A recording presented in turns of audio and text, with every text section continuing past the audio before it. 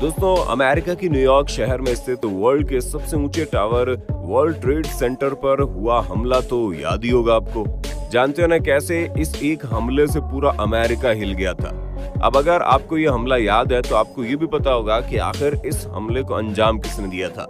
बिल्कुल सही सोच रहे हैं आप, ओसामा बिन लादेन ने।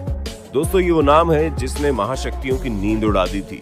वो कब क्या कर सकता था किसी को इस बात की भनक तक नहीं होती थी।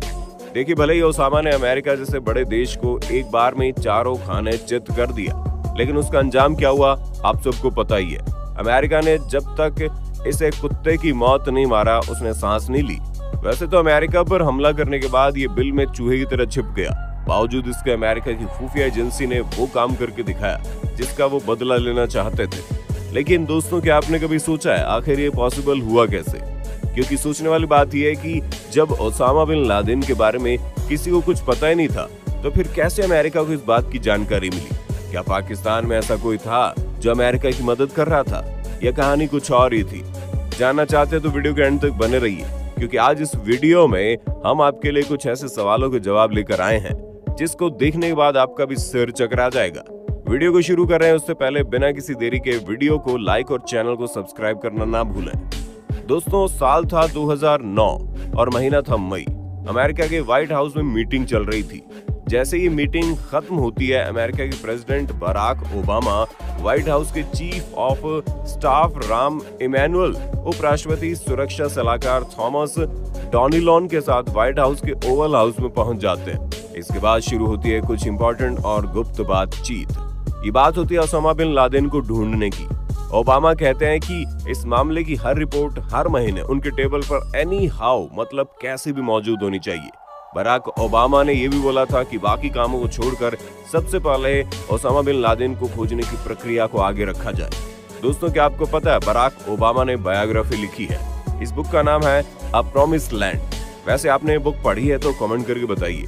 खैर, बता दें, इस बुक में 10 सितंबर का जिक्र किया गया है। जानते हैं क्यों? चलिए आपको बताते हैं। बुक में लिखा गया है 9/11 की 9वीं बरसी के ठीक एक दिन पहले अमेरिका को कुछ बड़ा हाथ लगता है। CIA के निर्देशक लायन पेनेटा और उनके नीचे काम करने वाले वारेल अपॉइंटमेंट लेकर ओबामा से मिलने गए।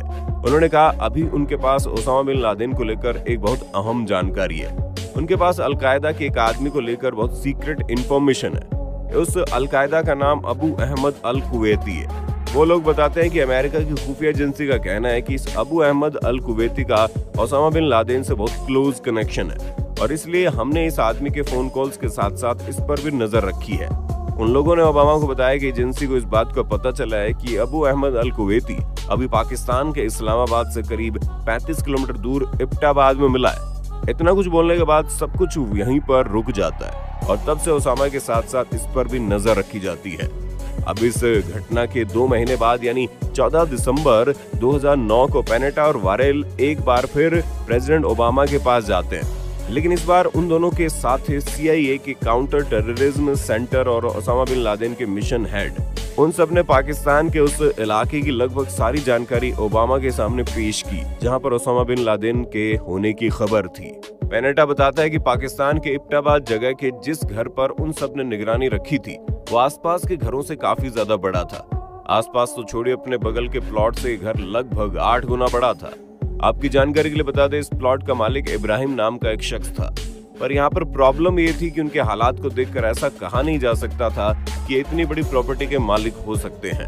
और तो और वो इस घर के मालिक होने के बावजूद भी वो घर के सिर्फ आधे हिस्से में रहते थे। आप खुद सोचिए, अगर कोई घर आपका है तो उस घर के मेन हिस्से में आप रहेंगे या सिर्फ आधे हिस्से में? और यही एक ऐसी चीज थी जो अमेरिका की खुफिया एजेंसी के दिमाग में खटकी। बता दें, घर 3 मंजिला था। इस घर के सबसे ऊपरी वाली मंजिल पर बालकनी थी, और यहाँ पर सोचने वाली बात थी कि आखिर इस बालकनी की दीवार से क्यों ढका गया। अमेरिका की खुफिया एजेंसी ने एक चीज और नोटिस की। उन्होंने देखा इस घर में कभी कभी एक आदमी आता है जो जल्दी से इस घर में घुस जाता है, और एजेंसी ने उस आदमी का नाम बेसर बताया था। इन सब के साथ ही उस घर में जो भी कचरा होता था वो फेंका नहीं जाता था, बल्कि जला दिया जाता था, और वो भी घर के अंदर। अमेरिका की खुफिया एजेंसी में काम कर रहे कुछ डिटेक्टिव का मानना था कि बेसर ओसामा बिन लादेन हो सकता है। अपनी बायोग्राफी में ओबामा आगे लिखते हैं कि उनके पास इस कंडीशन में 2 ही ऑप्शन थे। वो बताते हैं उनके पास सबसे पहला ऑप्शन था कि वो इस प्रॉपर्टी को ही तहस नहस कर दे, और ऐसा करने के बाद दुनिया को ये बोल देंगे कि ओसामा बिन लादेन मारा गया। साथ ही इस बात का ब्लेम अमेरिका पर आएगा भी नहीं। लेकिन यहाँ पर एक प्रॉब्लम थी। प्रॉब्लम ये कि अगर एयर स्ट्राइक किया गया और प्रॉपर्टी बर्बाद हुई तो कहीं से कहीं ये बात प्रूफ नहीं हो पाएगी कि वहां ओसामा बिन लादेन था। और अगर एक बार अल-कायदा ने इस बात को मना कर दिया कि ओसामा बिन लादेन मरा नहीं जिंदा है, तो अमेरिका चाहकर भी इस बात को प्रूफ नहीं कर पाएगा कि ओसामा बिन लादेन मारा गया। साथ ही अगर अमेरिका एयर स्ट्राइक करेगा तो ये पॉसिबिलिटीज है कि आसपास मौजूद लोग भी इस स्ट्राइक का शिकार हों। इस मिशन के जॉइंट चीफ और वाइस प्रेसिडेंट ने साफ तौर पर मना कर दिया कि ऐसा कोई स्ट्राइक पाकिस्तान पर नहीं किया जाएगा जिससे आम लोगों की जान को नुकसान पहुंचे।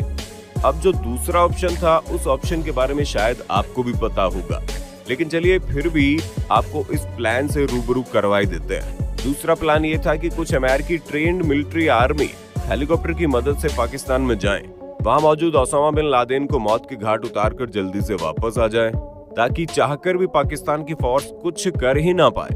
बराक ओबामा को दूसरा ऑप्शन बहुत पसंद आया, इसलिए दूसरे ऑप्शन पर काम करना शुरू हो गया। सबसे पहले तो अमेरिकी सेना ने पाकिस्तान की उस प्रॉपर्टी का 3 डायमेंशनल फोटोग्राफ तैयार किया। उसके बाद हुआ ये कि जब इस फोटोग्राफ की पूरी प्लानिंग हो गई, अमेरिका का प्लान ये था कि वो अफगानिस्तान के जलालाबाद से 1 या 2 हेलीकॉप्टर में अमेरिकी सैनिक पाकिस्तान में एंटर करेंगे। इस पूरे प्लान को बताने के बाद भी एक बार फिर 29 मार्च को एक और बैठक बुलाई गई। इस बैठक में बराक ओबामा ने मैक्रोवेन से सवाल किया। सवाल ये था, अगर गलती से हमारी सैनिक का पाकिस्तान की पुलिस से आमना सामना होता है तो फिर उस सिचुएशन में क्या होगा? क्या होगा अगर पाकिस्तान की वायुसेना हमारे आर्मी पर अटैक करेगी? इन सारे सवालों के जवाब में अफसर मैक्रोवेन का कहना था कि ये जो पूरी प्लानिंग की गई है वो इस बात को ध्यान में रखकर की गई है कि पाकिस्तान के एयरफोर्स के साथ हमारी आर्मी का बिल्कुल भी काउंटर ना रहे। आप खुद ही सोचिए, बात तो छोटी थी नहीं। हेलीकॉप्टर से सबसे पहले अमेरिकी सैनिकों को उतरना था, फिर उस घर में ओसामा बिन लादेन को ढूंढना था और फिर उसे मारना था। भले ही दोस्तों ये आपको सुनने में बहुत आसान लगे, पर असलियत में काम था बड़ा मुश्किल, क्योंकि ऐसा भी हो सकता है कि ओसामा बिन लादेन को पता लग जाए और वो कहीं छुप जाए और अमेरिकी सैनिकों को पाकिस्तान के सैनिकों से भिड़ना पड़ जाए, तो फिर वहां से सैनिकों को किस तरह से रेस्क्यू किया जाएगा? इस बात पर अफसर का कहना था कि ऐसे सिचुएशन में हमारी आर्मी किसी को उस घर के अंदर घुसने ही नहीं देगी। इसके बाद हमारी सरकार उनसे हमारे सैनिकों के लिए बात करेगी। इस बैठक में ओबामा के करीबियों ने इस प्लान के लिए हाँ किया। फिर क्या था, इस प्लान को करने के लिए तारीख को चुना गया। तारीख थी 2 मई 2011, जब अमेरिका में सुबह हो रही थी लेकिन पाकिस्तान में रात हो रही थी। बराक ओबामा बिना किसी के जगाए खुद ही जाग गए और जैसे ही घड़ी में 2 बजे अफगानिस्तान के जलालाबाद से 2 हेलीकॉप्टर पाकिस्तान की तरफ उड़ चले। इन्हीं सब के बीच ओबामा सिचुएशन में रूम में पहुंचे। वहां पेनेटा वीडियो कॉन्फ्रेंसिंग के जरिए कनेक्टेड थे। वो पाकिस्तान जा रहे कमांडो से जुड़े हुए थे। करीब 20 तक तो किसी को बात समझ नहीं आ रहा था आखिर ये हो क्या रहा है, क्योंकि वीडियो के जरिए लोग जितना देख पा रहे थे उसमें तो भागम दौड़ी दिख रही थी। थोड़ी देर बाद पेनेटा ने एक सेंटेंस बोला, वी गॉट द टारगेट। लेकिन अभी यह खुशी सबके लिए आधी अधूरी थी। ओसामा को मारने के बाद जैसे अमेरिकी फोर्स वहां से निकली, तब व्हाइट हाउस में मौजूद सभी के सांस में सांस आई। देखा दोस्तों, ओसामा बिन लादेन को कैसे कब मारना है, ये पूरा का पूरा प्लान अमेरिका ने बहुत अच्छे से तैयार किया था। वैसे जरा इस बात पर गौर फरमाइएगा, क्या होता अगर इस प्लान में पाकिस्तान की फोर्स वक्त से पहले इस घर के पास पहुंच जाती। उम्मीद करते हैं आपको हमारी आज की वीडियो पसंद आई होगी। वीडियो पसंद आए तो इसे लाइक करना है और हाँ दोस्तों, चैनल को सब्सक्राइब भी करना है और इसे शेयर भी करना है।